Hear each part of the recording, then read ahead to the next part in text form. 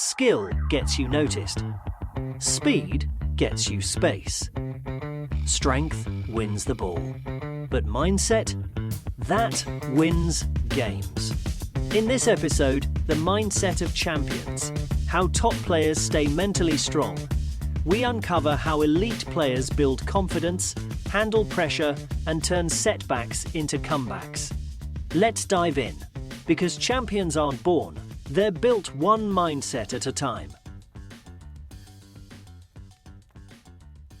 Welcome to the Deep Dive.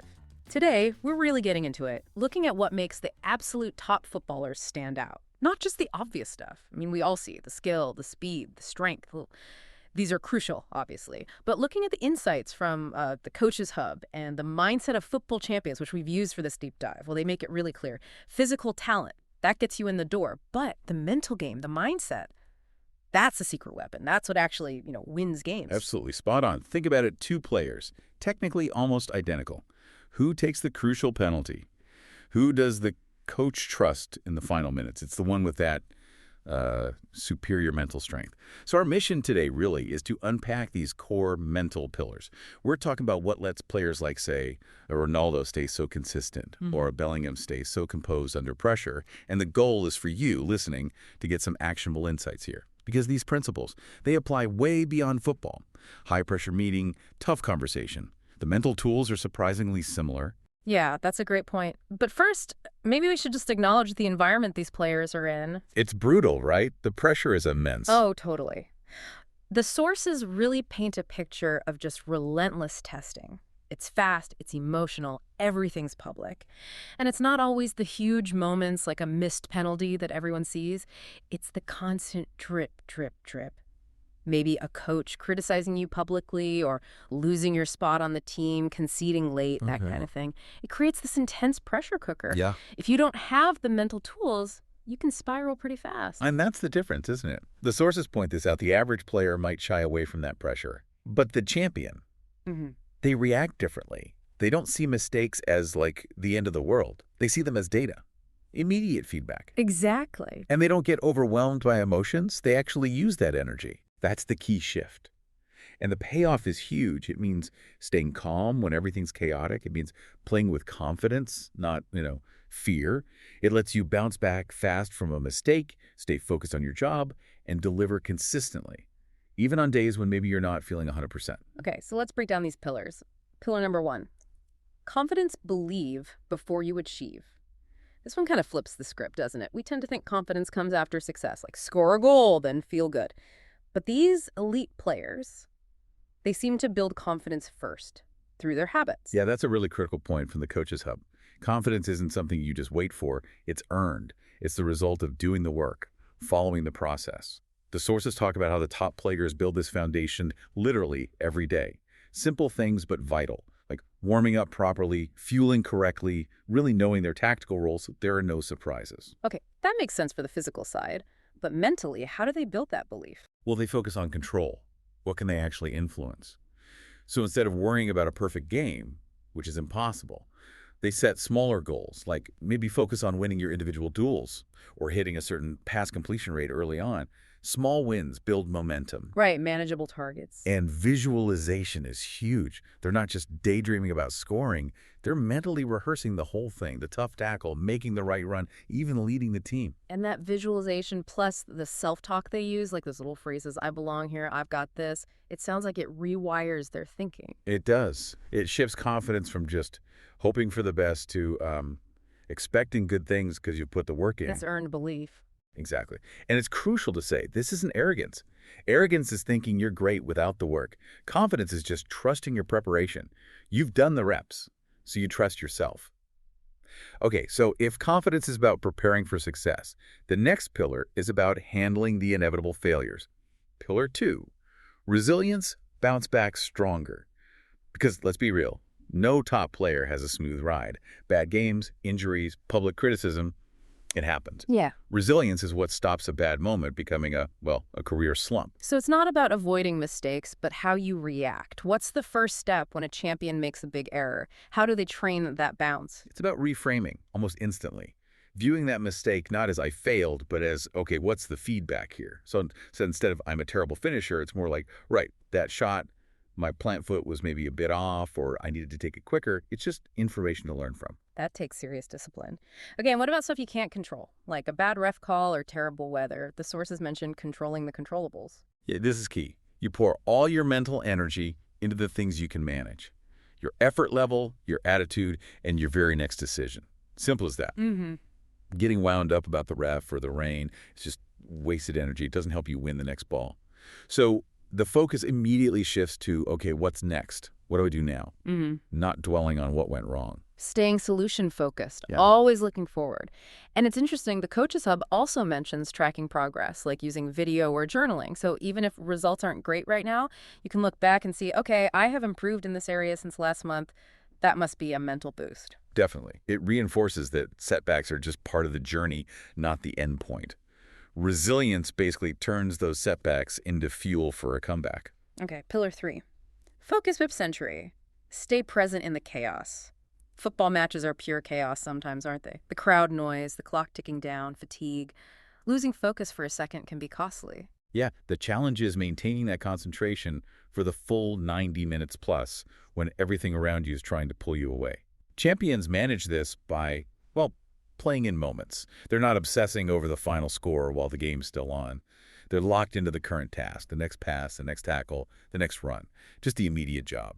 I like the idea of reset triggers mentioned in the sources. Can you explain those a bit, like practical tools? Sure, they're like little mental shortcuts to snap yourself back into the present moment if your mind wanders or after you make a mistake. It could be something really simple, like taking a very deliberate deep breath, or a small physical action like tugging your shirt sleeve, or even just repeating a keyword in your head like now or next ball. Okay, like hitting a reset button. Exactly. Clears the mental slate, gets you ready for the next action immediately. But what about the big picture pressure? Like you're 1-0 up in the 89th minute. How do you stop thinking about the final whistle? That comes down to practice in those pregame routines. Things like listening to the same music or tying your boots a certain way. It's not just superstition, it signals to the brain, okay, we're in the zone now. And during the game, they actively filter out distractions, ignore the noise from the sidelines, avoid pointless arguments. Concentration really is a skill, like passing. You have to train it. And that leads us neatly into managing the internal chaos. Pillar 4, composure, control emotions. Football brings out intense feelings, frustration, fear, anger, excitement. Great players feel all that, but they aren't ruled by it. They channel it. That channeling is the key word, I think. Because we've all seen players lose it, right? A red missed moment, a stupid tackle out of anger. How do they train themselves to respond calmly instead of just reacting? A big part of it is physiological. Learning to use breathing techniques, slow, controlled breaths to literally calm the body down, lower the heart rate, stop that immediate fight or flight reaction. And secondly, it's about training that inner voice. Replacing negative thoughts like, oh no, don't mess this up, with clear positive instructions. Something like, stay sharp, keep it simple. Okay. They rehearse these positive self-commands so they become automatic under pressure. But what about those really heated moments? You get fouled badly, the ref misses it. The natural reaction is anger. How do they manage that surge? Again, it often comes back to visualization and preparation. Top players mentally rehearse these scenarios. They imagine getting foul, feeling that flash of anger, and then they practice the desired response in their mind. Take the breath, walk away, refocus on the game. Next job. It turns a potential flashpoint into a practice routine. They expect pressure. They even embrace nerves as energy. So they respond deliberately rather than reacting emotionally. It's that ability to perform effectively even when things are going wrong or feeling intense. That's composure. Right, on to the final pillar, number 5. And this one feels like it underpins all the others. Growth mindset, always learning, always hungry. This explains why the very best players often stay at the top for so long. They never seem to think they've cracked it. They're always coachable, always looking to improve. Yeah, this mindset is crucial for longevity. The game changes. Opponents adapt. If you think you know it all, you become predictable, you stagnate, you start falling behind, basically. And the sources show this isn't just a vague attitude, it's about specific actions. Like these players actively seek out constructive criticism, not just praise. They'll watch replays focusing on their mistakes, not just the highlights. They want to know where the weaknesses are. Absolutely. They own their development, setting personal goals, maybe monthly, or even for each game that go beyond just the team result. And importantly, they tend to compete more with themselves trying to be better today than they were yesterday, rather than solely focusing on outdoing teammates. And they actually welcome tough challenges, situations that might expose a weakness because they see it as an opportunity. Okay, this is where I need to grow next. That's the engine right there, because if you're not actively growing, someone else is. You can't stand still at the elite level. So if we bring it all together, linking back to what the Coaches Hub really hammers home, you don't choose your genetics, how tall you are, or if the coach picks you this week, but your mindset. That's 100% within your control. And cultivating these pillars, confidence through hard work, resilience in adversity, focus amid chaos, composure under fire, and that relentless growth mindset, that is what truly separates the great from the good. It's the ultimate differentiator. Yeah, that's powerful. Knowing these are skills you can actually build, not just things you're born with. That's the real takeaway. So just a quick recap. Confidence, resilience, focus, composure, and growth mindset. And really, we challenge you listening. Think about how you can apply even one of these this week. Got a stressful presentation? Facing a tricky conversation? Try using that controlled breathing or a mental reset trigger. Try reframing a setback as feedback. These tools work off the pitch too. Absolutely. They're life skills, really. And that final thought from the source material sticks with you. Champions aren't born. They're built one thought, one choice, one mindset shift at a time. The building starts now. Thanks for listening to the Coaches Hub podcast powered by Soccer Profile.